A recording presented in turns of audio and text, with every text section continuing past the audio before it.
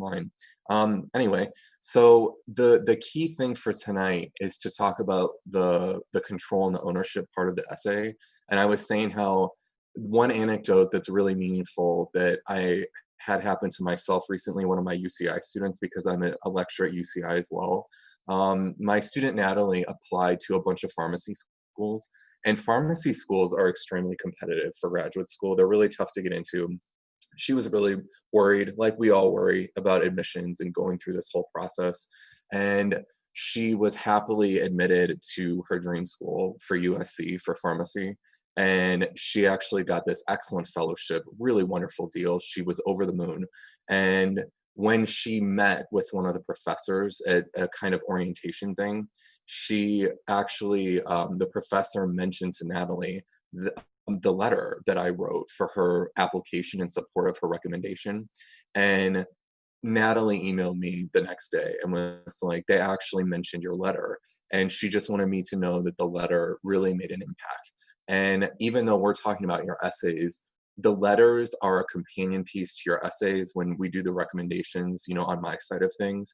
And I think it's critical for you guys to hear that story, how the essays are very carefully read, as are the letters, and that it does mean something to people who are sitting on admissions committees, and it has a significant impact on how they view the rest of your application. So that's just a big opening selling point for us tonight, to know that there is an audience. And if you can look, actually, let me go into presentation mode here. Even on this first slide, let's go right here where I have the title. Let's see, sometimes there's a small lag when we do the shared screen on Zoom. There we go. The subtitle here, Rhetoric, Specificity, and Avoiding Common Genre Pitfalls. The thing about that first big word, rhetoric, with relationship to admissions essays, when you think about what rhetoric means, it's really just about persuasion. That is the heart and soul of rhetoric. And when you are persuading anyone, the first thing you need to think of is, who is my audience? Because some things are incredibly persuasive for one type of audience, and that will backfire with a different type of audience. And so the message is so fragile and so dependent on who we're actually speaking to. And so part of that opening anecdote was to help you guys realize that there are real people sitting behind this admissions committee, and it's really important to remember who these people are. And so at most schools, I sort of wanted to prep you guys that it's usually a multiple person committee, like usually 2 to 4. And what will happen is that they'll have a mix of staff, they'll have faculty reading to. Some schools, it's not the same at every school, but some schools have a student on the panel as well, as a kind of representative of the student body, to sort of make a contribution about how this applicant may or may not fit with the character of the school. And so you have a small pool of readers. It's not a gigantic pool.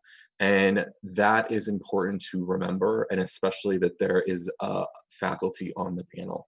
And so you're talking to an academic audience.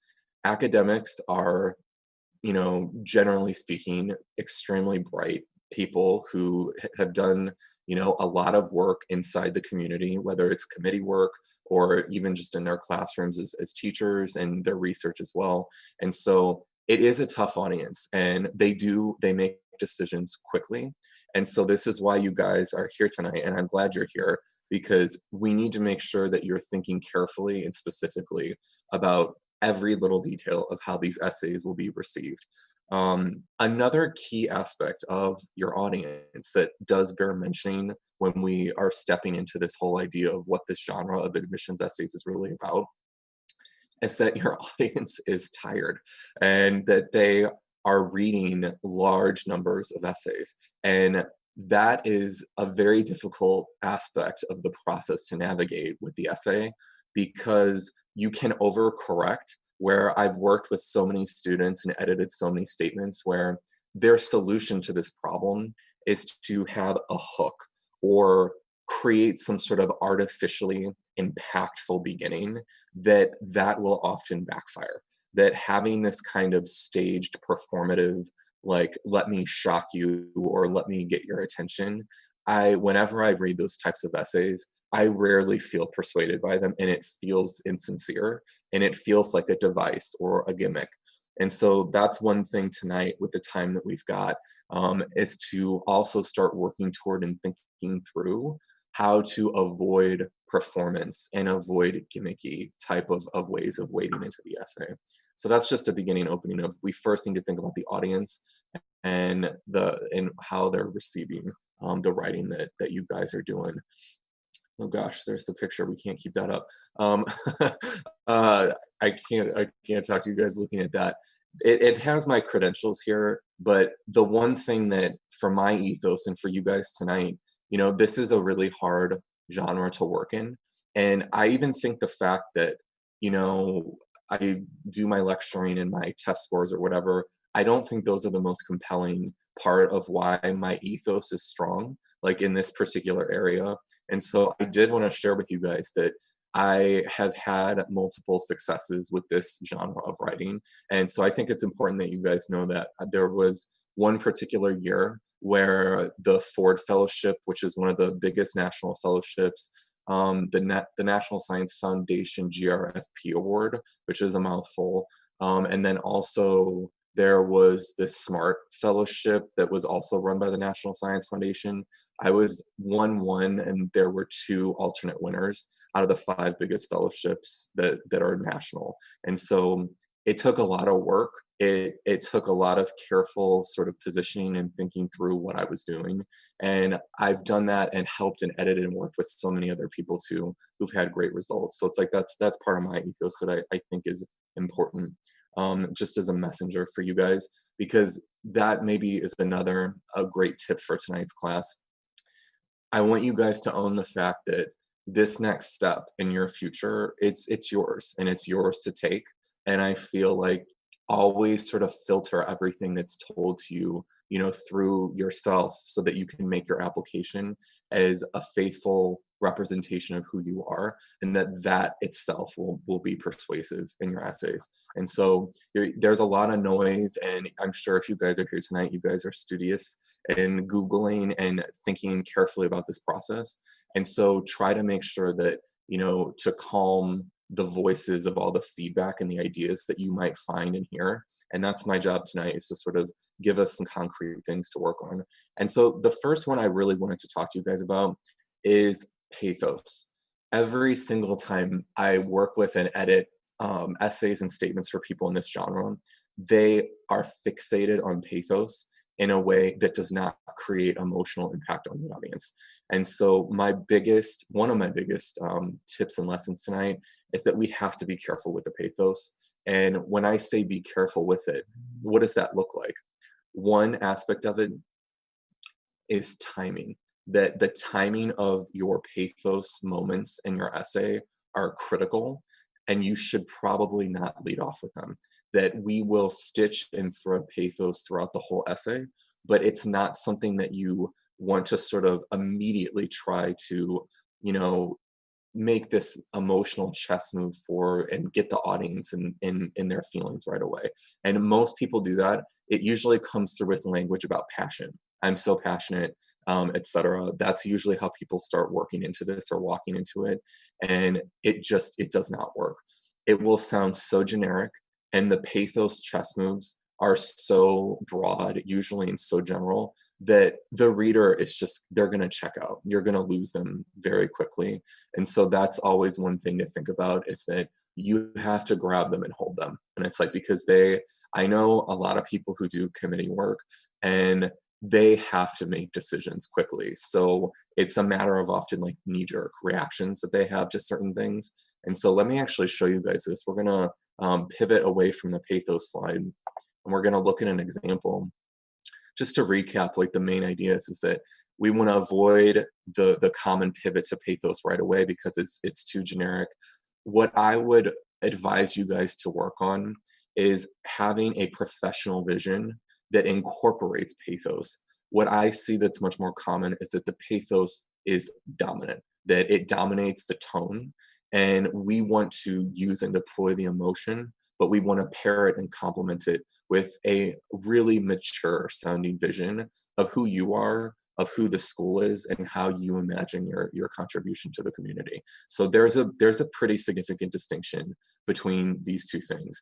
And so I wanted to not just lecture at you guys tonight, but also look at some successful pieces of writing in this genre, because lecture is great, examples are best. It's like we learn by seeing and learn by doing. So here we go. Let me hop over here. I'm actually going to read these snippets. These are not full statements, so it won't take too long, but I wanted to make sure that you guys could feel this difference and feel what this looks like and what it sounds like when we're talking about pathos in a statement. And so let me take a sip of my water really quick before I start reading. This is actually from an admissions essay of a really wonderful student, one of the best students I've ever had at UCI for his medical school application. Quick pause before we delve into this writing.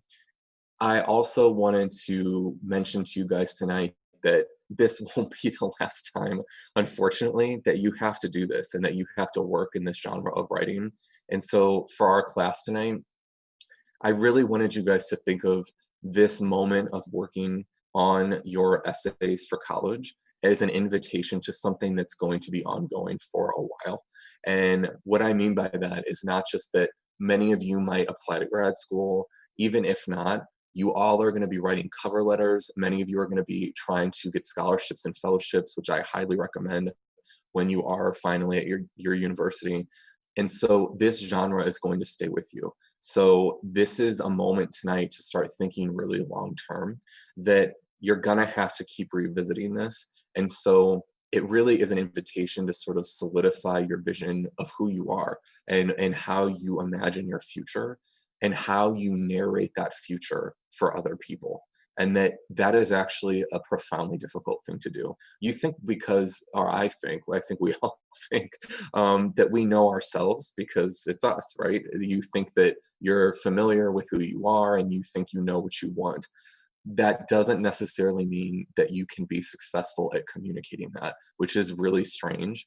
And I myself, the learning curve when I was younger, there's been a whole trajectory for myself as I've gotten better and better and better at reformulating and rethinking and narrating my personal story and how that story sounds to especially academic audiences like you guys will be talking to. So let's pivot into this statement. So this is version 1. At the age of 11, I got bacterial meningitis. My mother frantically searching the medicine cabinet, looking for medicine other than Tylenol or Advil to give me. When nothing worked and the coughing and fever becoming increasingly more alarming each day, I was yanked by the hand into our van in a dash. Whispers coming from the front seat. I see my mother crying and praying that she had not delayed something beyond repair. The look of anxiety and stress on my mother's face will never be forgotten, burned into memory. Spending time in the hospital day in and day out, seeing the other children cough and wheeze in adjacent beds, hearing the curtains move and bustle every day, meeting with clinicians in large white coats, all of it was a crazy experience that I'll never forget. One thing always stood out to me, how the patient care team treated a sick child and smiled at my pale face every single day. Shakily taking single steps at a time, limping on each leg down the hallway, clutching a rollator with both hands, I stared nervously at the beaming doctor gently comforting my mother with progress and improvement of her child's condition each odd hour.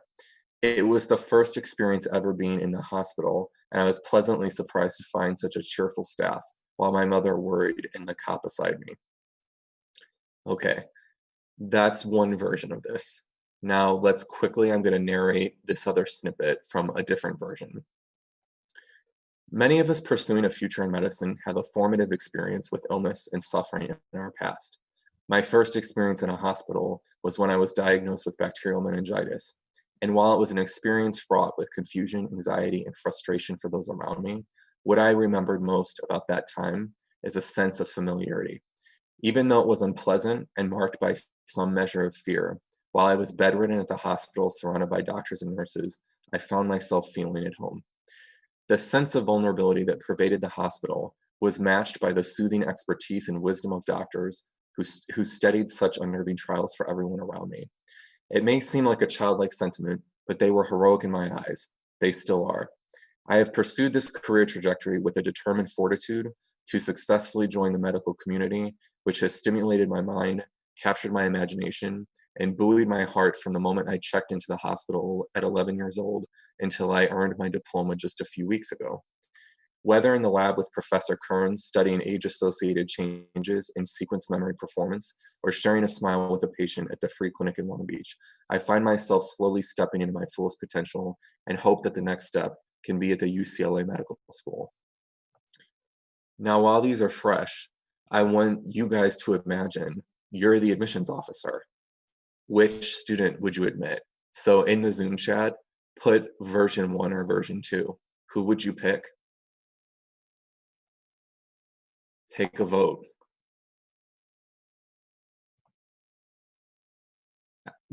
Okay. And everyone's, I kind of want to, let me take a swig of water. My admissions committee. Andrew said both, but 2. That's very magnanimous. Okay, the vote is, speaking of magnanimous, the vote is unanimous. Every single person picked 2. What's amazing about this, one of my favorite things to do as a teacher is to show you guys how writing, while subjective, can be very powerfully objective.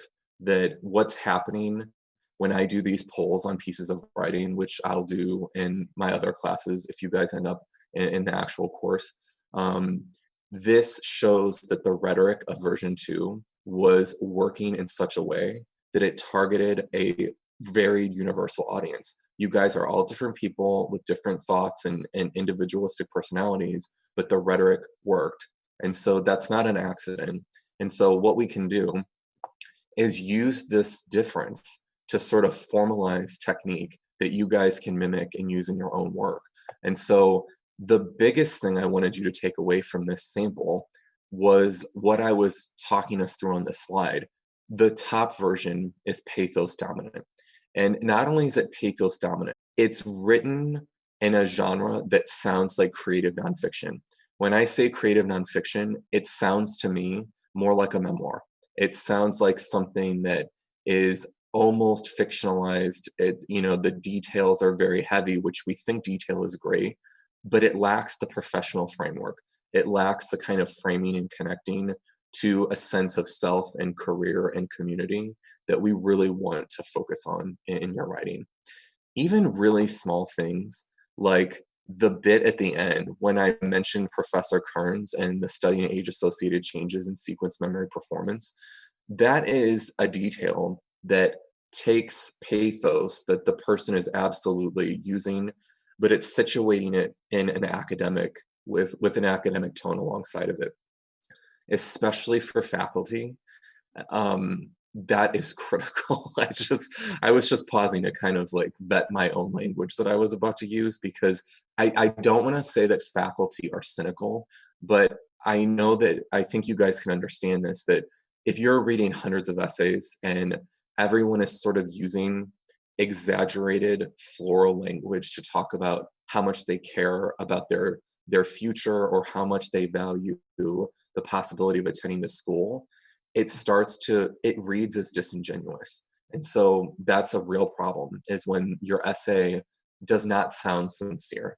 And I think that, we don't often consider sincerity as a rhetorical act, but it absolutely is one. And I can tell you, even from just being a writing teacher myself, it shocks me how people, when they mean even an essay, like an academic essay on a novel, if I'm teaching like a fiction novel, when people are actually saying something that they want to say, it's like a bucket of cold water on the teacher's face, because too often we're all so busy and we're all so tired that people are sort of just going through the motions. And so I think one of the biggest things, to take away from this is how we need to be able to use rhetoric as a tool to craft sincerity, and that's really critical for these statements.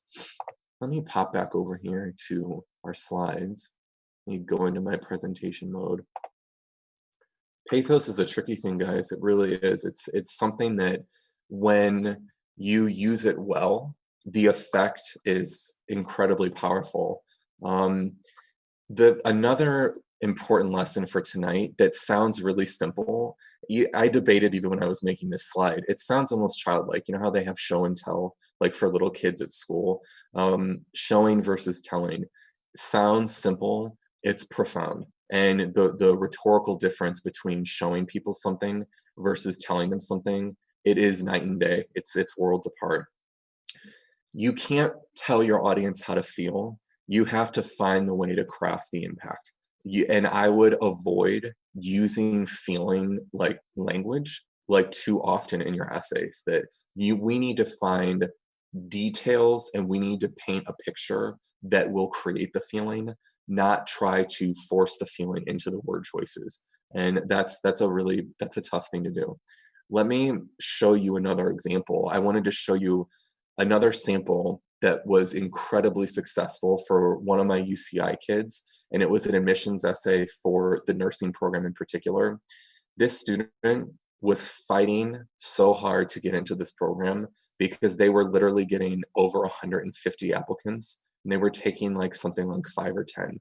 The odds were completely against him, and I was worried about him because I knew that he really wanted to get into the program. And for whatever reason at UCI, the nursing program can only accommodate a pretty small number of transfer applicants into the program. So there's a context here that there was a lot at stake for him, and I feel like for you guys too, there's a lot at stake in your own future. Um, and let me show you the sample because I was talking with Michael about how do we use pathos effectively and how do we get this in there. And I have the bullet point that a picture is worth 1,000 words. Let me X out of this. It's actually a kind of nice irony that I actually like helped him incorporate this detail of the picture. He was talking to me and he was saying, I was trying to grill him a little bit and push him on the pathos aspect of the statement. It wasn't working. It was falling flat like a bad joke. And I knew, like I said, I knew how much he wanted this. And I was like, we have to come up with something that works really well. So I'm not going to read this whole, it's still a snippet. I'm not going to read the whole thing. But I will show you about how we selected a detail that was so compelling. This is Michael's life, right? So he knew about this picture, but when I reflected this back to him, it was so funny. He said, "Oh my God, I think I'm gonna cry." And I was like, "That's it." I was like, "That's perfect. That's exactly what we want." So let me narrate this to you guys. We kind of have a walk in here. There's ethos at the beginning. Ethos is when you represent yourself as a messenger, it's your persona. And we will, with the time we do have tonight, I'll keep working in thoughts on ethos, thoughts on logos and pathos. So we can see ethos material up through here.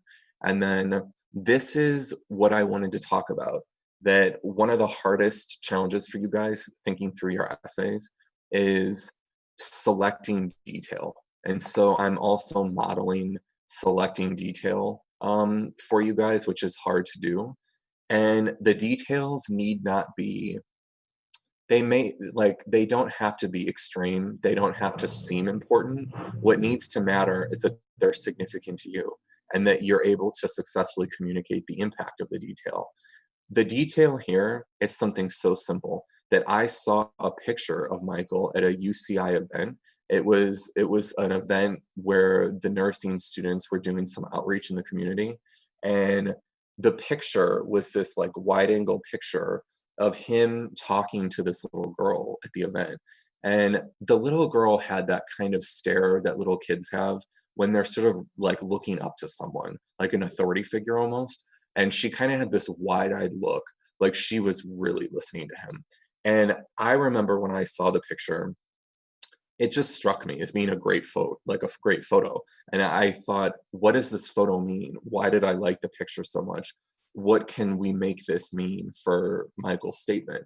And so let me read this part. After volunteering at an event with a nursing professor, I saw a picture from the event on UCI's website. In it, I was talking with a little girl in Spanish, and the way she was looking up at me with wide-eyed wonder and listening so carefully in the photo not only moved me emotionally, but solidified my as they hastened on my path toward fulfilling my purpose to serve the most vulnerable communities with tenacity and compassion that is renewed hourly by their struggles and triumphs.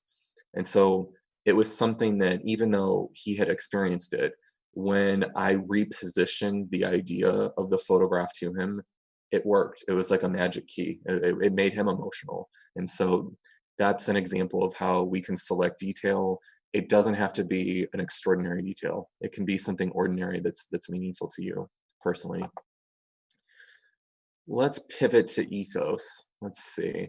Like I said, I already gave you guys a primer for Ethos.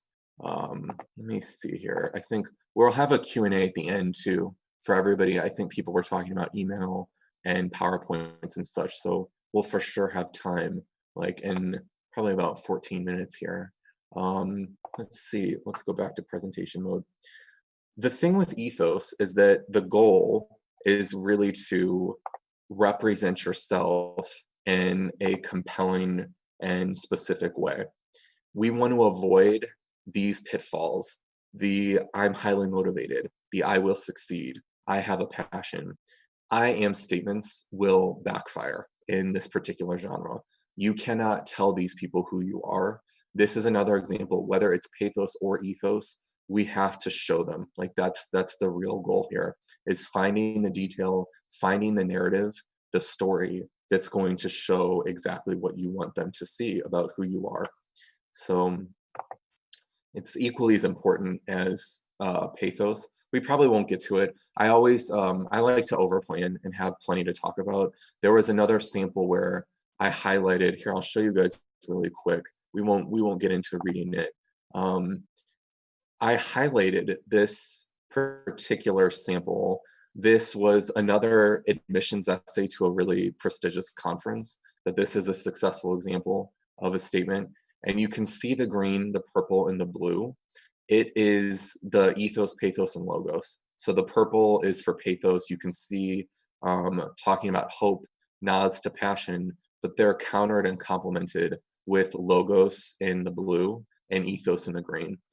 This is what the best statements really look like for admissions essays. It's a cooperation between the three, and that is the magic that will always make a great statement. I don't care what it's for. If it's, you know, an admissions essay, if it's a cover letter, whenever you're narrating self in this type of genre, we need the cooperation amongst these different elements. If you have it lopsided, where you have a ton of pathos and no ethos, or no ethos and too much logos, it will backfire. And so the middle way is really the way to go here. Let's see, let's go back into presentation mode. One thing about success is that you need, I would say, one great thing for you guys to start doing over this summer, and you know, even after tonight, you know, when your mind wanders and you're bored and we're trapped in, if you guys are quarantining, the idea is to start to really think about what success means to you personally. What does success look like? What does it feel like? What does it sound like? Not only success in terms of straight achievement, numbers, academic things. Your admissions committee will see that stuff in your CV. They are well aware of the objective facets of your application, and of course those things matter. But this is not the time, the space in the admissions essay to re-rehearse that kind of material to them. I know a lot of people in admissions committees, I think, have a very knee-jerk reaction to that, where you cannot sound like you're boasting or comparing yourself to others or just putting a spotlight on the stuff that they already know. And so one key thing I want you guys to start doing tonight and over the summer is to really start thinking about idiosyncratic examples of things about success that mean something to you personally.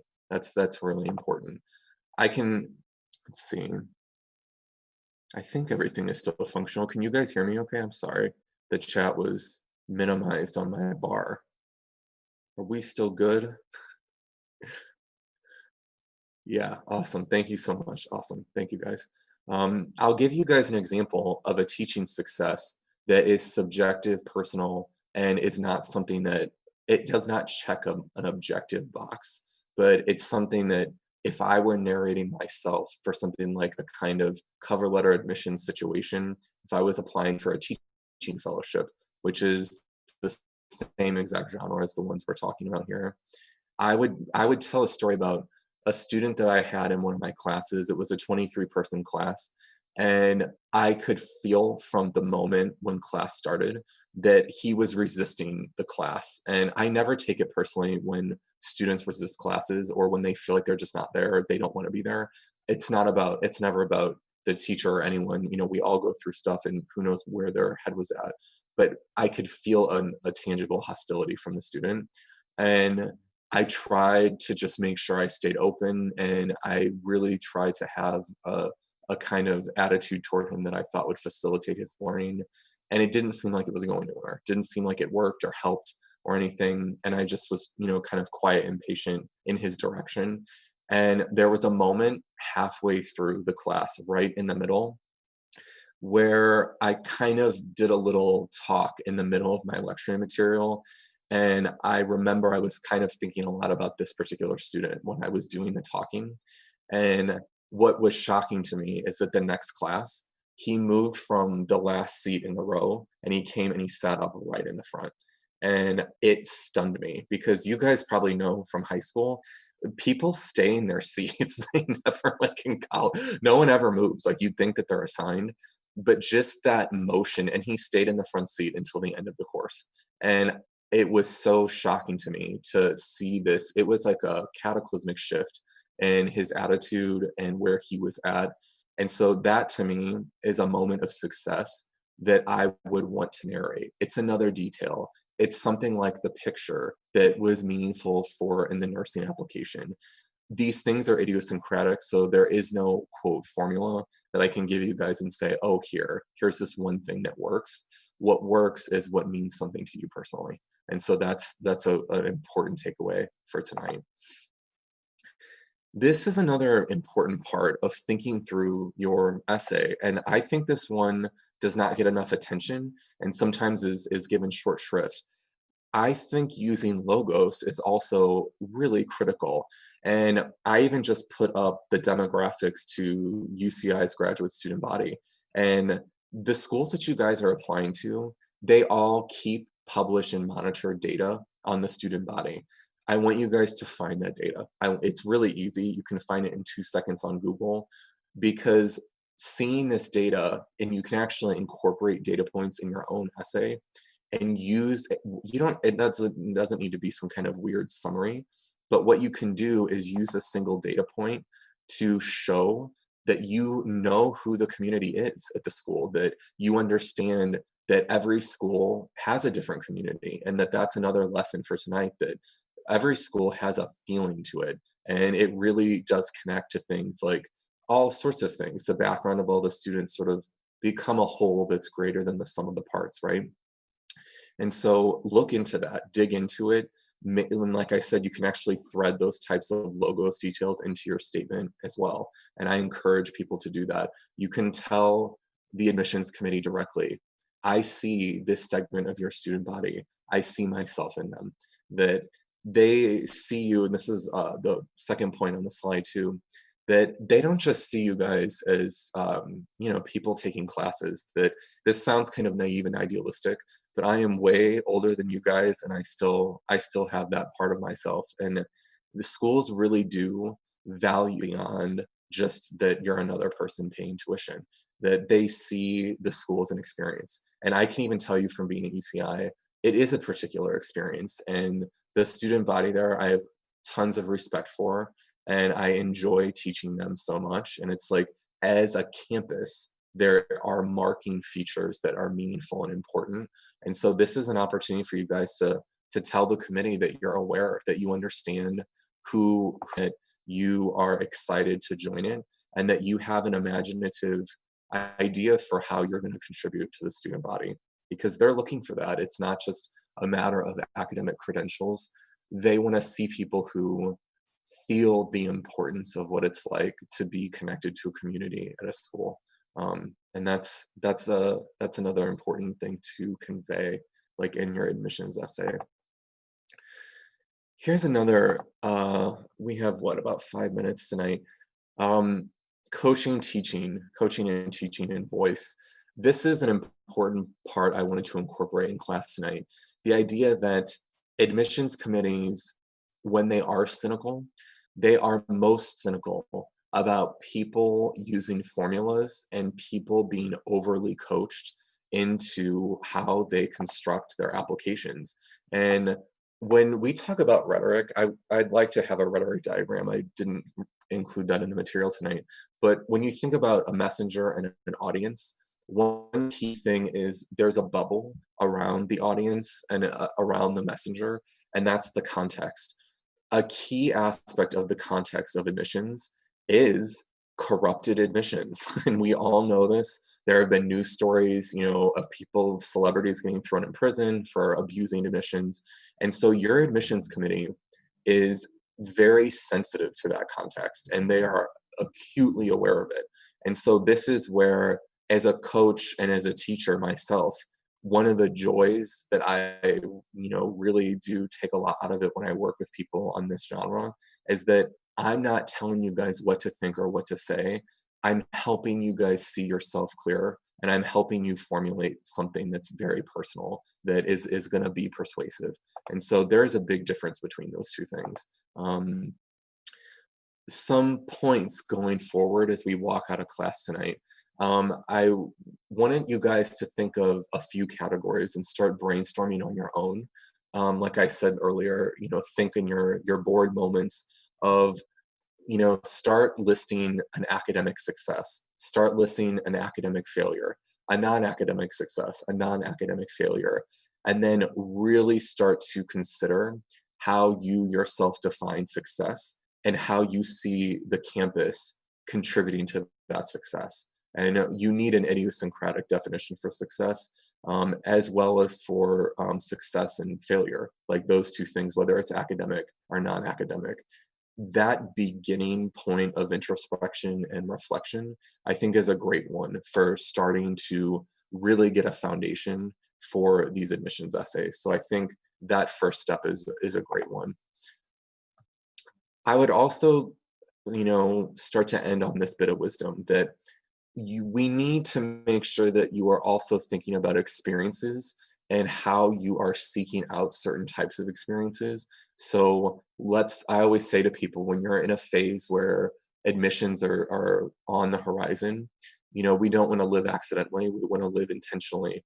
And so there is a real opportunity to strategically plan certain experiences, knowing that it's going to contribute to your growth, and then thinking ahead of time of how you might tell the story of that growth.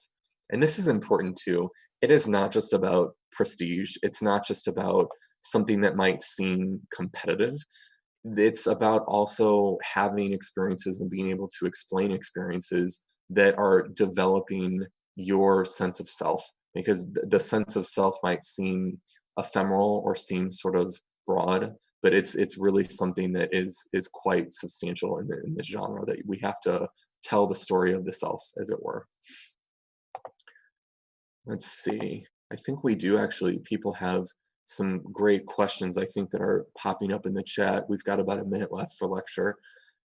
Final parting thought: the key virtues of admissions essay writing: vulnerability, self-awareness. You're striving and manifesting, you're not comparing and competing. The tone of those two things is worlds apart. I have read drafts where I feel like people sound like they are being much more of a kind of comparing, competitive type of voice, and that is not the voice that will persuade the admissions committee. Um, I did mention this earlier, but the genre demands sincerity, not performance. There's just no substitute for sincerity, and it does come through the writing. You can hear it. I feel like even myself as a teacher, there is a very particular sound when people are being sincere. It feels almost like you can hear them talking. It's like a fingerprint. I can hear and notice some of my students writing quickly and easily.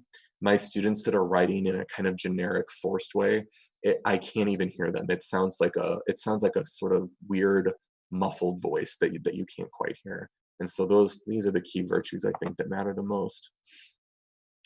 here's our flyer, friends, for the upcoming workshop that I hope lots of you will hop into, and we'll knock more of these ideas out and study and work and plan. Let me see how people are working through. Let me look at the chat really quick. Thank you for the summary of key points. That's awesome. How should we weave achievements into the personal statement? I have one big thought on that, Ray, and the key is to avoid listing. That a lot of times when I see people weaving achievements in, it sounds like a bulleted list. And rhetorically speaking, you guys can take this to the bank tonight, that listing rarely works effectively as a rhetorical tool. Sometimes people think it's going to sound good if it sounds like a lot. And if you go, A, B, C, D, E, F, G, but what happens is that they lose significance when they're piled on top of each other. And so what's most important is that you give each achievement a space to breathe. And what I mean by that is that you're able to put a purchase on the achievement, why it matters for the future, why it matters for your past, what part of yourself does it matter for. I feel like those are all different things, and you need to be able to situate the achievements in connection to those multiple aspects. So I would say avoid the listing. I feel like that happens a lot, which is that's a normal first step for all of us. Yeah, Cliff, how do we seek assistance? Definitely hit up one of my 7EDU friends, is in the chat, I think.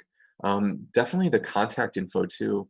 I think on this flyer, we've got the phone numbers and websites and all kinds of stuff here too on the flyer, if I'm not mistaken. Yeah, even the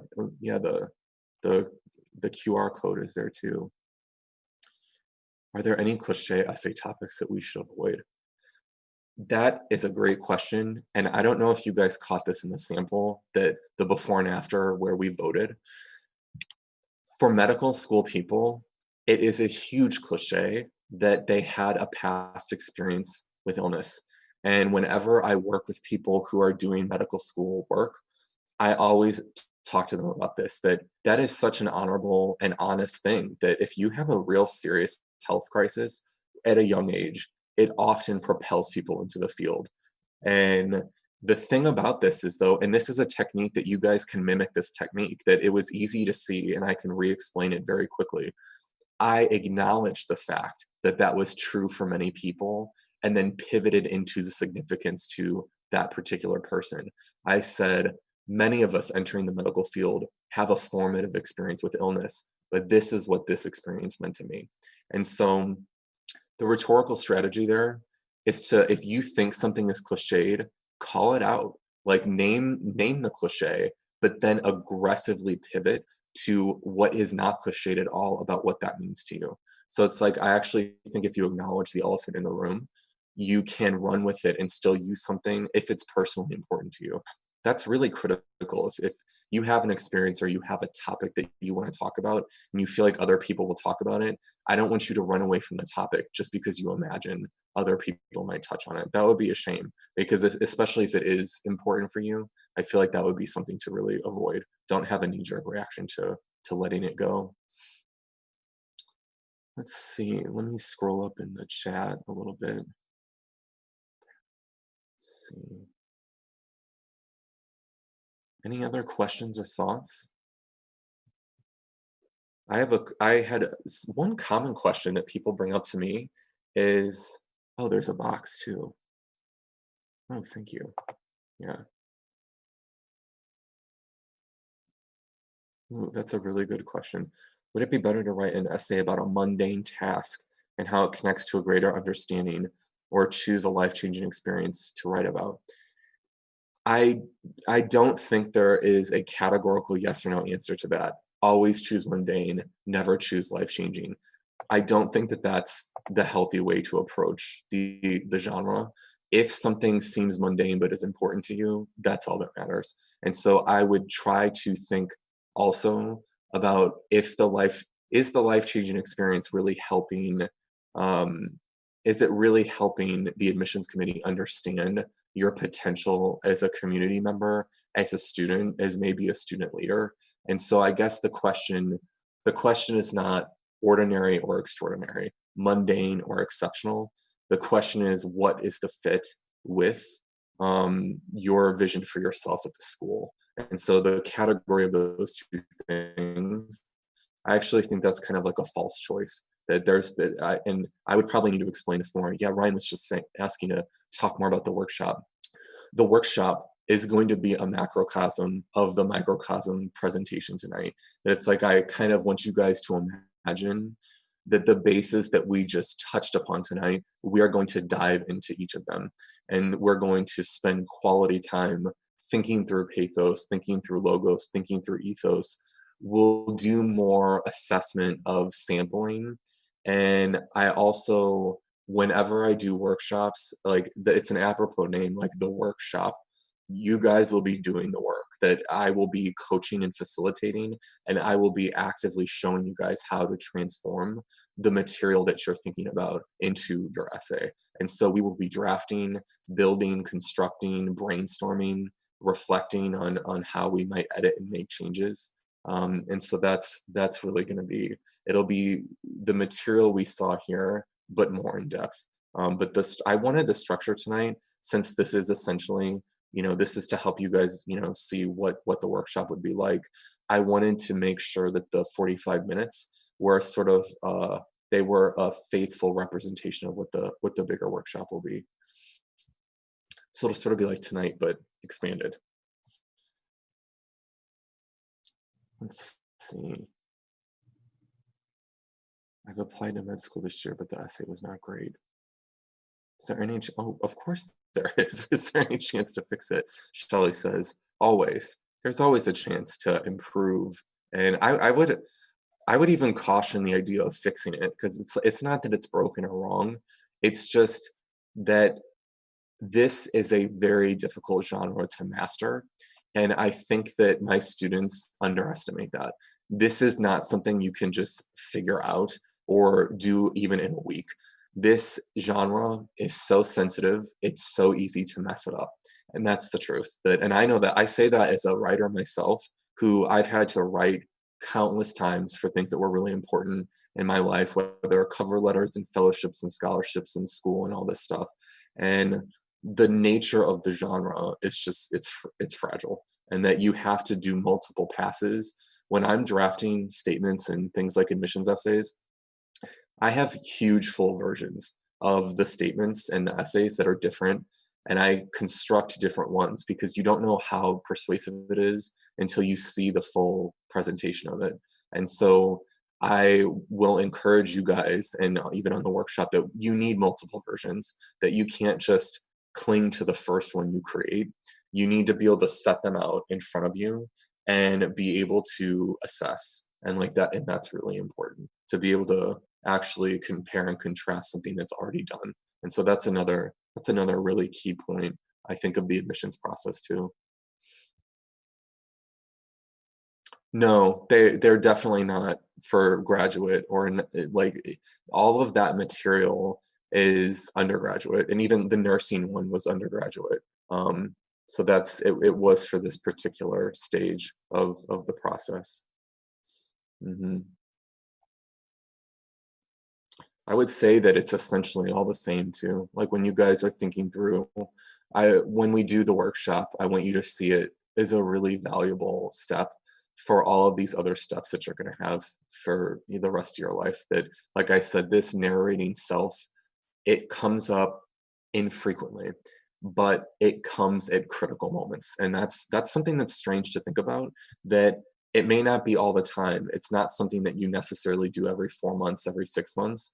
But when you have to write in this type of genre, something is at stake.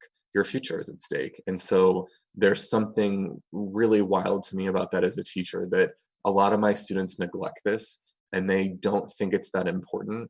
And then the chips are down, and there's a job they really want, or there's a school they really want to get into, and their dream school, and it's too much pressure. Like in the moment, it's like we need to have prep that's advanced. And like I said, you guys are doing a great thing by just even being here tonight, because you're thinking ahead. And so that's wonderful. Just portraying yourself as thinking of a good idea. I That's a funny question, Andrew. I feel like if you're trying to portray yourself as anything, it's not gonna work. Like, I feel like I think that there's something about if it feels like a portrayal, that's going to be a rhetorical problem, and I wouldn't be able to assess. It's funny that you say that. I don't. I'm trying to think of how one might successfully portray themselves as naive, or why naivete is something that you think would be interesting or effective for an admissions committee. That's interesting to me. Like, just even the idea. I would say I think I need more information. Like, I need to see what kind of naivete we're talking about here. What else? Anybody else have some final questions or thoughts? I think we've hopefully gotten to everybody. Like I said, it's great that you guys are thinking ahead, and I wish you the best of luck. Hopefully I'll get to see you in the workshop. Keep thinking, start brainstorming, start soon, start now. Don't wait on this. It's too important. And like I said at the beginning, to bring it full circle, the essay portion is read. It's read by real people. It is critical to the application. It's really important.